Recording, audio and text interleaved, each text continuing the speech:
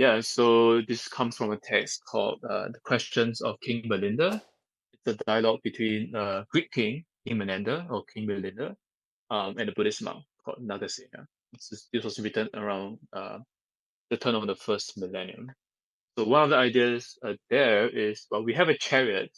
You can update it to be a cycle or whatever, some object. The chariot, we think, okay, that exists. That's a thing that exists. But everyone is also going to say something like, well, the chariot exists, but its existence depends upon a lot of parts. The axle, the wheel, um, the seat, so on and so forth, right?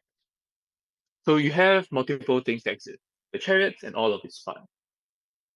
But if you're going to say something like the existence of the chariot depends on the existence of the parts, then really what you're saying is what really exists are the parts. So whatever the chariot is, right, you can just translate that and explain the chariot away just by using the part. And of course, we can update this simile to contemporary terms. We might think, well, a table is just a bunch of atoms put together in a certain way. We choose to call it a table.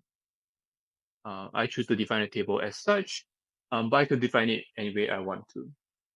So the tricky thing is try to apply that kind of thinking, which is intuitive in the case of ordinary objects, to try to apply that model onto cells and persons like us. Right? Somehow people don't feel as comfortable doing the same thing, right? Even though it looks as if like we do have parts as well.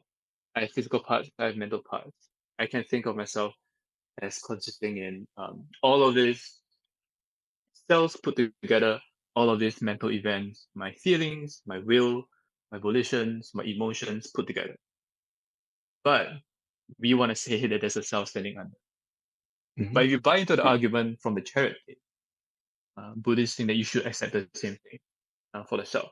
No matter how intuitive you think or how intuitive you feel about the existence of the self, we should kind of admit that whatever the self is, that exists only in the derivative sense.